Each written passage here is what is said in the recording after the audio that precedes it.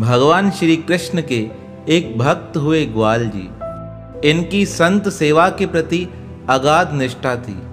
कोई संत इनके घर पे आ जाए तो उन्हें बड़े आदर मान के साथ भोजन कराते थे, और अगर कभी यह अपने भैंसों को चराने जंगल में जाते, वहाँ पे किसी संत से मिलना हो जाए तो उस स्थान पर ही संतों के साथ बैठकर ज्ञान चर्चा प्रारंभ कर देते थे।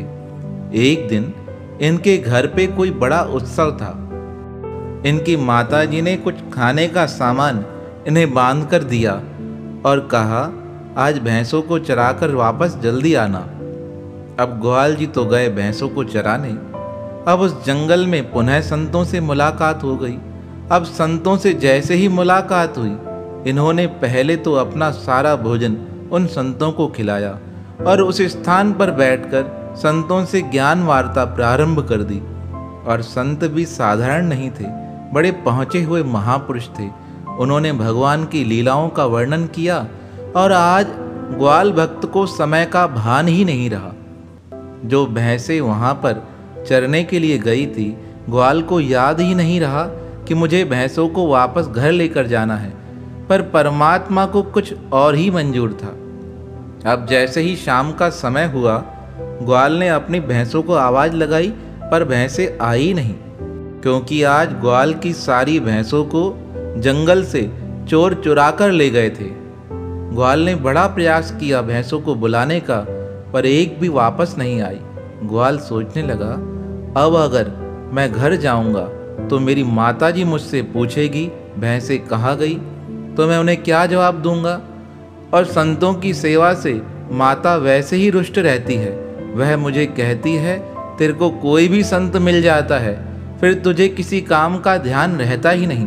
इस प्रकार मन में सोचकर कहने लगे, घर क्या जवाब दूंगा। और सोचते सोचते घर का मार्ग पकड़ लिया। थोड़ी देर में घर पहुंचे।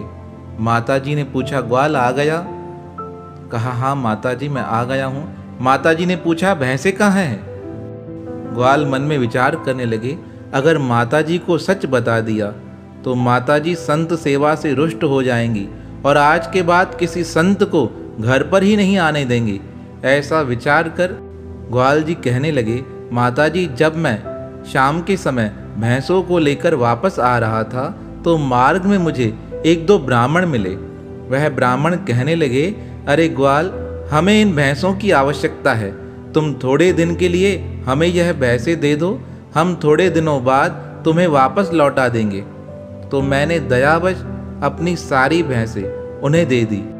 वह थोड़े दिन परमात्मा का सुमरन भजन करेंगे, उन भैंसों की सेवा करेंगे और थोड़े दिनों बाद हमें वह भैंसें वापस लौटा कर जाएंगे। अब माता जी ने ग्वाल की बातों पर यकीन कर लिया। धीरे धीरे दिन व्यतीत होने लगे। माता जी ने पूछा, ग्वाल भैंसें आई नहीं? ग्वाल ने कहा, माताजी आपको बताया तो था, वह ब्राह्मण अपने आप देकर जाएंगे, पर सच्ची बात तो कुछ और ही थी ना। वह भैंसें तो चोर चोरी कर कर ले गए थे, वह कैसे वापस आती। अब ग्वाल एक दिन रात को परमात्मा को प्रार्थना कर कहने लगे, हे परमात्मा, अब आप ही सहायक हो, अब आप ही रक्षा कीजिएगा। परमात्मा ने ग्वाल की प्रार्थना को स्वीकार कर लिया। दिवाली का समय आया। जिन चोरों ने ग्वाल की भैंसें चुराई थी, उनकी जाति का कोई नियम था। वह दिवाली से एक दिन पहले अपनी भैंसों के सींगों को सोने से सिंगारते थे। आज वह समय था। उन चोरों ने उन भैंसों के सींगों को सोने से तैयार किया, उन भैंसों के गले में फलों का हार पहनाया और भैंसों के पैरों में जो नख होते हैं ना, उन नखों पर चांदी के नख चढ़ाए। अब भैंसें तैयार थी, क्योंकि चोरों को लगता था आज हमारा पुण्यमय त्यौहार है, हम तो तैयार होते हैं, इन जीवों को भी तैयार किया जाए। रात्रि का समय हुआ। सब चोर नशे के धुन में ऐसे सवार हुए कि उन्हें पता ही नहीं चला कि जो ग्वाल की भैंसें थी वह चोरों के बाड़ों से अपनी रस्सियों को दुड़ाकर भागती हुई ग्वाल के घर आकर रंभाने लगी। प्रातःकाल का समय हुआ। माता ने ग्वाल को कहा, ग्वाल उठो, देखो अपनी भैंसें आ गई हैं। रात्रि को तो ग्वाल जी प्रार्थना करके सोए थे और घर के बाहर आकर ग्वाल जी देखते हैं कि उनकी भैंसें खड़ी हैं और उनकी भैंसों के सींगों पर सोने की हंसलियाँ लगी पड़ी हैं और भैंसों के गले में फलों के हार हैं और उनके साथ भैंसों के पैरों के नखों में चांदी के नख चढ़े हुए हैं।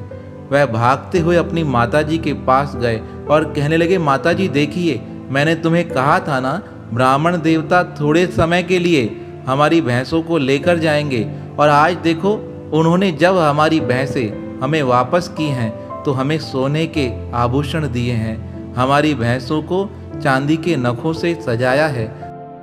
इससे अधिक तुम्हें और क्या चाहिए? माताजी कहने लगी, ग्वाल, आज तो तेरी सेवा सफल हो गई। तूने संतों की इतनी सेवा की है ना, तो मेरी इच्छा है आज जितना भी हमें यह सामान प्राप्त हुआ है, इन सब का धन इकट्ठा कर संतों का एक बड़ा भंडारा कराओ, क्योंकि संतों के आशीर्वाद से आज हमें धन की प्राप्ति हुई है। माताजी के लिए तो यह धन की प्राप्ति थी, पर ग्वाल जी ने अपने हृदय से परमात्मा को प्रार्थना करते हुए कहा, हे परमात्मा, आपने मेरे वचनों की लाज रखी है।